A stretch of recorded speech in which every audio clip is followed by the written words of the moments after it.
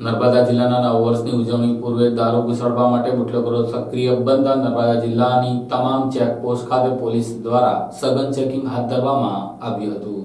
નર્મદા જિલ્લો ગુજરાત મહારાષ્ટ્રની બોર્ડર પર આવેલો જિલ્લો છે। હાલ 25મી ડિસેમ્બરે નાતાલનો પર્વ પૂર્ણ થયો છે, જ્યારે હવે આગામી 31મી ડિસેમ્બરે નવા વર્ષની ઉજવણી યુવા પેઢી કરશે, જેને લઈને નવા વર્ષની ઉજવણીના પર્વ હોય ગુજરાતમાં વિદેશી દારૂને ઘુસાડવા માટે બુટલેગરો સક્રિય બની મથામણ કરી રહ્યા છે। ખાસ કરીને દારૂની મહેફિલો એટલે કે સબાબ કબાબની મહેફિલોમાં દારૂ પહોંચાડવા માટે બુટલેગરો સક્રિય બનતા હવે રાજ્યની આ મહત્વની શાકબારા ધનસેરા ચેકપોસ્ટ પર નર્મદા જિલ્લા પોલીસ અધિક્ષક પ્રશાંત સુંબે કડક સૂચનો આપી અને કડક ચેકિંગ કરવા એલસીબી એસઓજીની ટીમોને છેલ્લા એક સપ્તાહથી કામે લગાડી સતત પેટ્રોલિંગ કરવામાં આવી રહ્યું છે। ત્યારે બાહ્ય રાજ્યમાંથી કોઈ દારૂ કે કોઈ કેફી પીણું ઘુસાડવામાં ના આવે એ માટે ચેકપોસ્ટ પર કડક ચેકિંગ એક સપ્તાહથી કરાઈ રહ્યું છે। હાલ નવા વર્ષની ઉજવણીને લઈ રાજ્યના શહેરો અને અન્ય ગામોમાં પાર્ટીઓનું આયોજન થતું હોય છે અને બુટલેગરો સક્રિય બનીને નર્મદા જિલ્લો ગુજરાત બોર્ડર પર હોય જેનો લાભ લઈને બોર્ડરથી કોઈ પણ જાતનું નશીલો પદાર્થ ઘુસાડવા માટે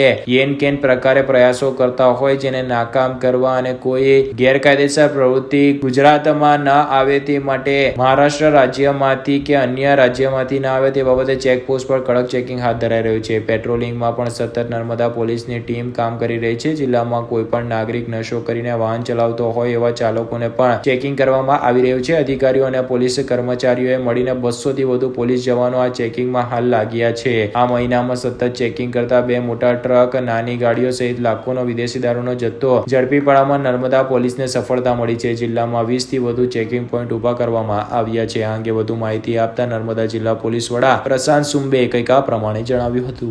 नमस्कार, मैं प्रशांत सुंबे, एसपी नर्मदा।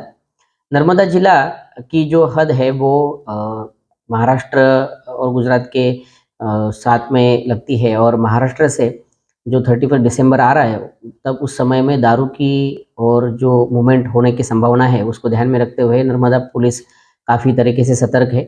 पिछले कुछ दिनों से हमने पेट्रोलिंग और नाका भी बढ़ा दिए हैं और पिछले 8-10 दिन में हमारे काफ़ी अच्छे खासे सीजर भी हुए।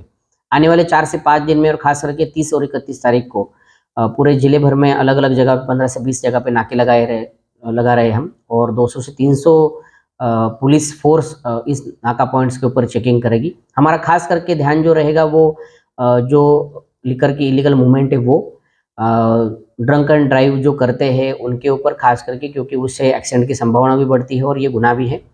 और अन्य भी कोई गैरकायदेसर प्रवृत्ति इस समय में ना हो और लोग शांति से अपने नए साल का सेलिब्रेशन कर पाए, इसके लिए नर्मदा जिला पुलिस काफ़ी सतर्क है और इसके लिए हम काम भी कर रहे हैं। पिछले 10 दिन में हमने 2 बड़े लिकर के सीजर किए हैं डेडियापाड़ा और सागबारा विस्तार में, जहाँ पे हमने 2 बड़े ट्रक लिकर के पकड़े और इसके अलावा भी छोटी गाड़ियों में भी मीडियम साइज़ के सीजर डेडियापाड़ा, गरुड़ेश्वर और तिलकवाड़ा में हुए हैं।